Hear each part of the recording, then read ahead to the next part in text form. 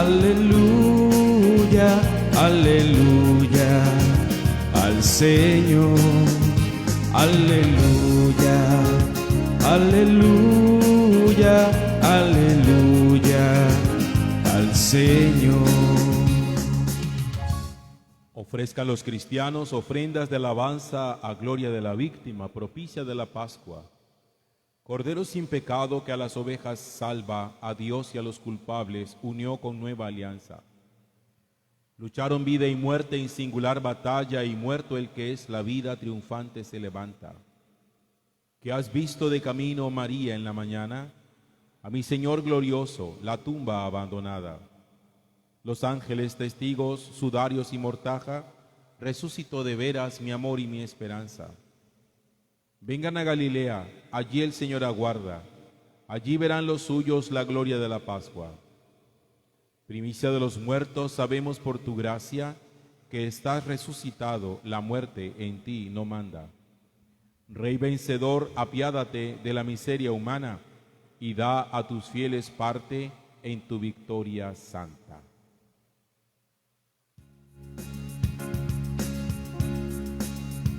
Aleluya, aleluya, aleluya al Señor.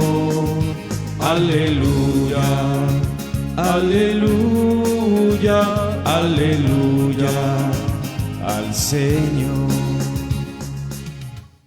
El Señor esté con ustedes. Y con su espíritu. Lectura del Santo Evangelio según San Lucas. Gloria a ti, Señor.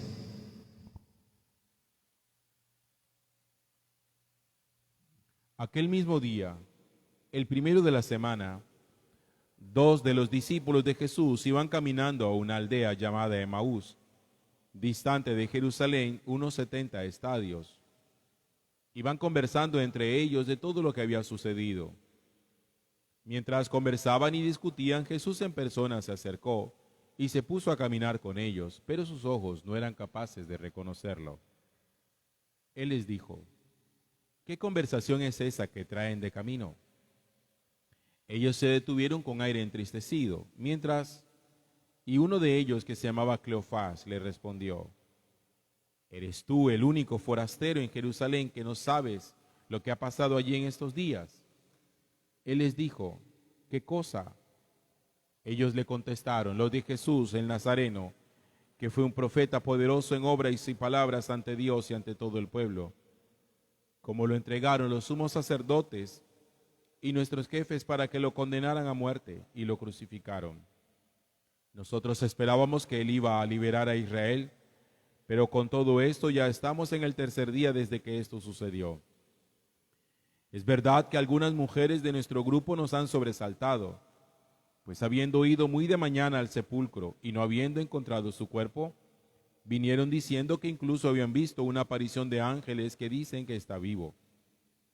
Algunos de los nuestros fueron también al sepulcro y le encontraron como habían dicho las mujeres, pero a él no lo vieron. Entonces se les dijo: qué necios y torpes son para creer lo que dijeron los profetas. ¿No era necesario que el Mesías padeciera esto y entrara así en su gloria? Y comenzando por Moisés y siguiendo por todos los profetas, les explicó lo que se refería a él en todas las Escrituras. Llegaron cerca de la aldea donde iban y él simuló que iba a seguir caminando, pero ellos lo apremiaron diciéndole: quédate con nosotros porque atardece y el día va de caída. Y entró para quedarse con ellos. Sentado a la mesa con ellos, tomó el pan, pronunció la bendición, lo partió y se lo dio. A ellos se les abrieron los ojos y lo reconocieron, pero él desapareció de su vista. Y se dijeron el uno al otro: ¿no ardía nuestro corazón mientras nos hablaba por el camino y nos explicaba las Escrituras? Y levantándose en aquel momento se volvieron a Jerusalén, donde encontraron reunidos a los 11 con sus compañeros que estaban diciendo: era verdad, ha resucitado el Señor y se ha aparecido a Simón. Y ellos contaron lo que les había pasado por el camino y cómo lo habían reconocido al partir el pan. Palabra del Señor. Gloria a ti, Señor Jesús.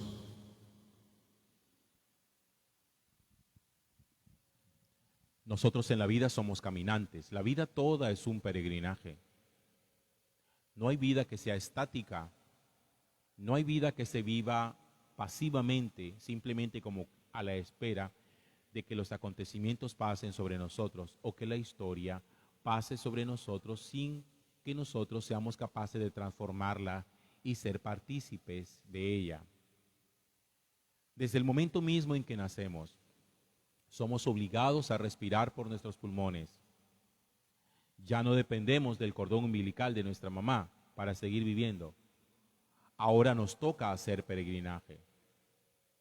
Y en ese peregrinaje que nosotros hacemos, son muchas las cosas que vivimos. Muchas tristes, muchas otras alegres, cosas de triunfo, de fracaso, de esperanza, de decepción, de alegrías, de sueños. Y de muchas de esas cosas nosotros, en muchas oportunidades nos ponemos a hablar con nuestros amigos de lo que pasa. Hay gente que le gusta contar un poquito como su historia, cómo vivieron su historia, cómo fue su infancia, cómo fue su adolescencia, cómo fue que se conocieron con esa persona con la que hoy conviven, que es su esposo, su esposa, cómo fue el nacimiento de sus hijos. Nosotros solemos ser narradores de nuestra historia, pero tal vez una de las cosas que tendría que aprender a ser un creyente es a no simplemente narrar su historia, sino descubrir qué tanta capacidad tiene para ser intérprete de su historia. Una cosa es que uno narre su historia fríamente, a manera de cronista. Otra cosa es que uno sea capaz de narrar su historia a la manera de un creyente. Son dos formas distintas de narrar la historia. Un creyente es capaz, en medio de todo lo que vive, puede ser tristeza, como los discípulos de Emaús, de llegar un momento de su vida en descubrir que Dios camina a su lado. Aquí no es simplemente pensar que es que el día en que pasó tal cosa estábamos solos o que Dios nos había abandonado. Miren, en nuestro caminar, aunque Dios haga silencio, Dios siempre acompaña.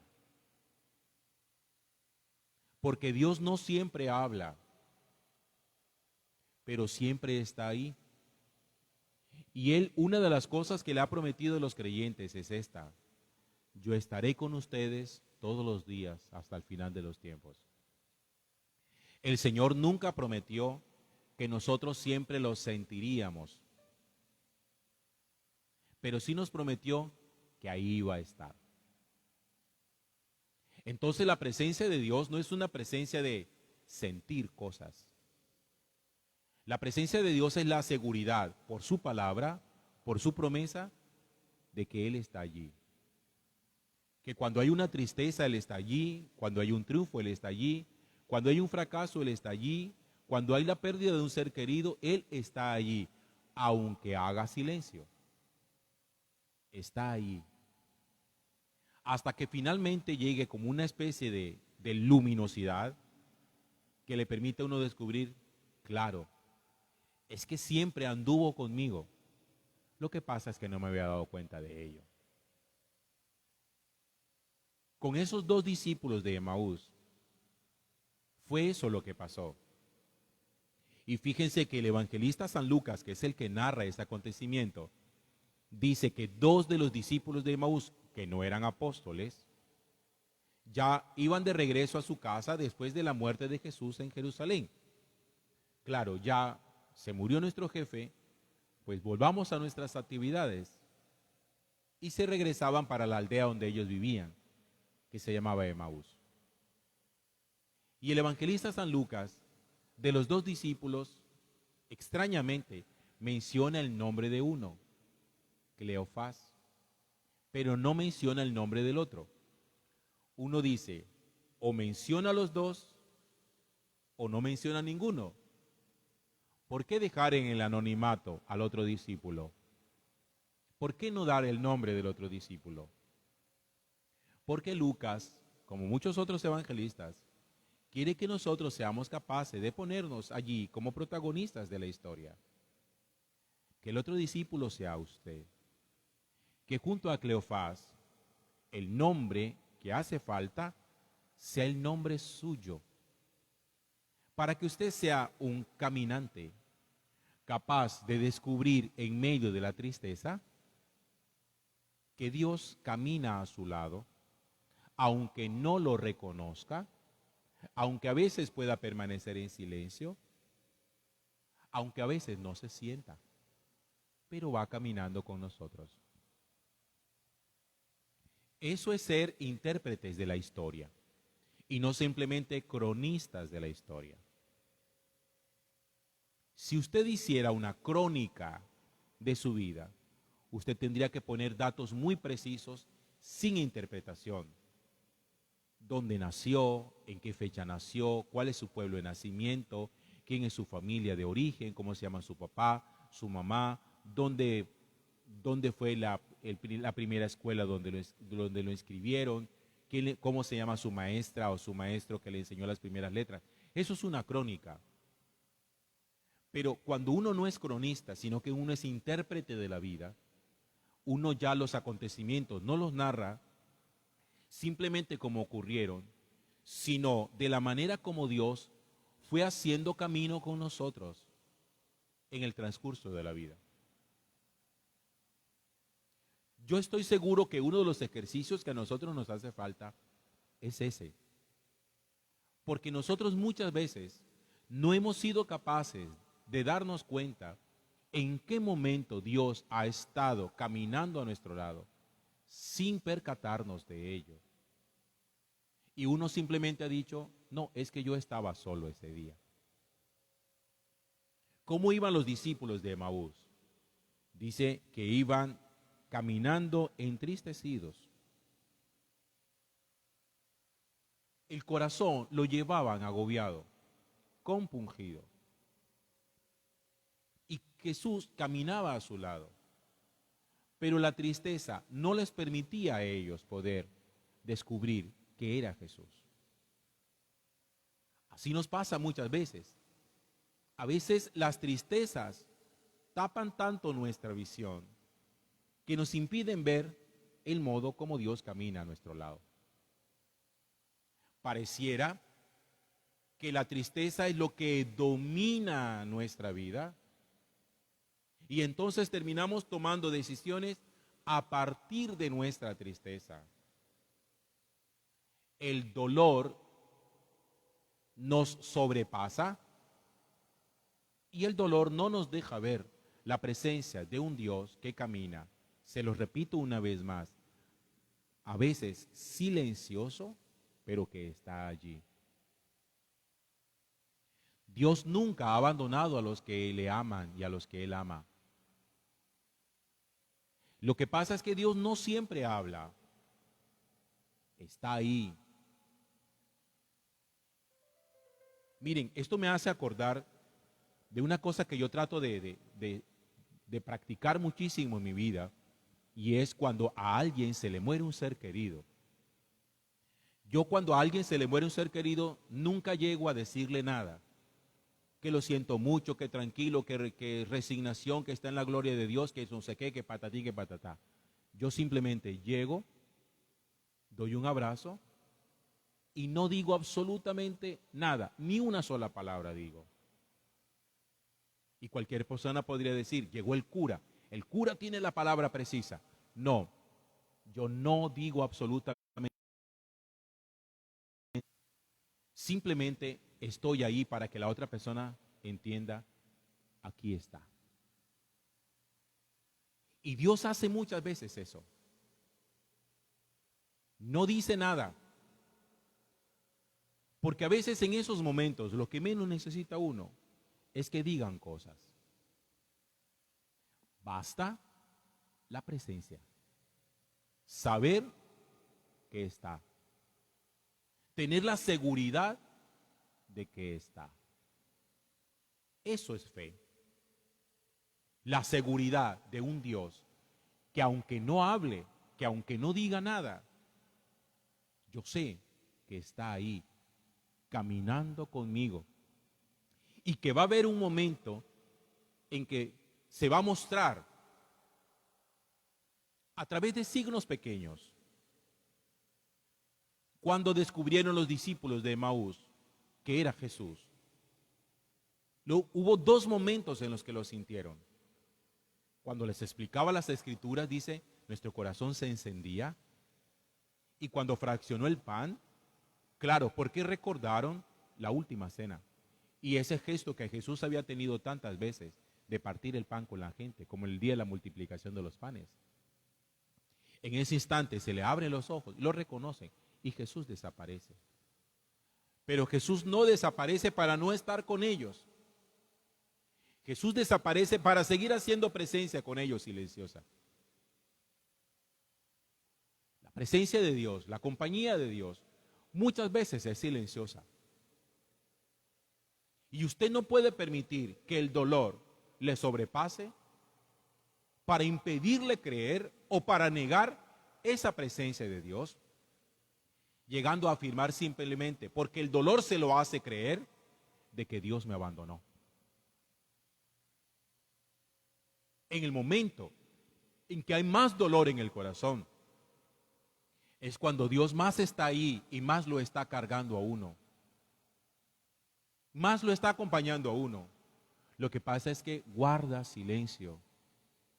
Porque hay instantes en que las palabras fastidian. Hay instantes en que uno no quiere escuchar nada. Y yo estoy seguro que a muchos de ustedes eso le ha pasado. Hay días en que uno está tan triste, tan adolorido, que lo que menos necesita uno es que alguien le diga cosas o que lo sature de palabrería. En esos instantes en los cuales más dolor hay, lo que se necesita no son palabras, es estar ahí. Presencia. Nada más. No se necesita más nada. Y eso Jesús lo sabe hacer muy bien. Por eso el Evangelio también nos muestra cómo en muchas oportunidades Jesús calla, Jesús guarda silencio. Y es de pocas palabras, muy pocas palabras. ¿Recuerden ustedes cuando sorprendieron a la mujer en adulterio, que la pusieron en medio de la plaza y le dijeron, esta mujer ha sido sorprendida en adulterio? Según nuestra ley tiene que morir apedreada. ¿Tú qué dices? Y dice la Sagrada Escritura que Jesús guardó silencio. Un momento en que la mujer podría decir, pero defiéndeme, di algo. Jesús guardó silencio. Y como le insistían tanto, fíjense que ni siquiera se puso a decir, tranquilos, perdonen a esa mujer.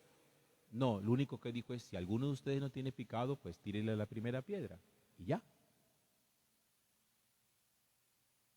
Miren, el silencio de Dios no es abandono de Dios.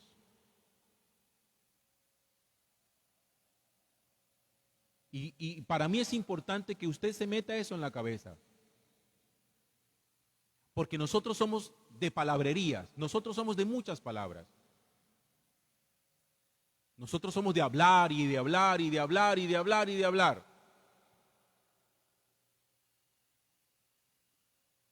Por eso cuando vamos a dar condolencias, uno muchas veces llega y le suelta un poco de frases al doliente.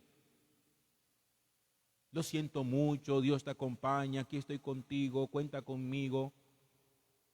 Me duele mucho lo que pasó, claro es que tu mamá era una gran mujer, claro es que tú has perdido un gran ser humano. Y eso sueltan un palabrerío. No, hermanos.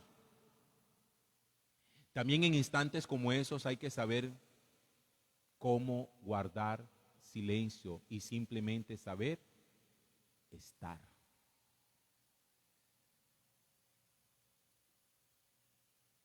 Jesús es un maestro de eso.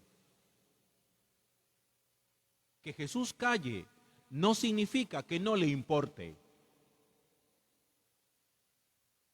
Significa que su compañía es una compañía en el afecto, en el amor, diciendo, aquí estoy contigo. Si vienes a mí, Yo te consolaré y te daré refugio, porque mi yugo es llevadero y mi carga liviana.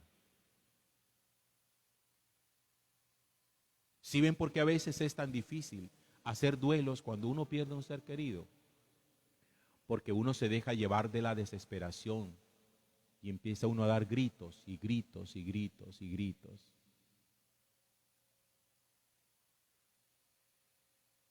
Como personas de fe, esos instantes también tienen que ayudarnos a nosotros a decir: aquí el Señor está conmigo. Se sienta a mi lado, me abraza, guarda silencio, pero me consuela. Recuerde que en el camino de regreso a Emaús, junto a Cleofás, quien va es usted.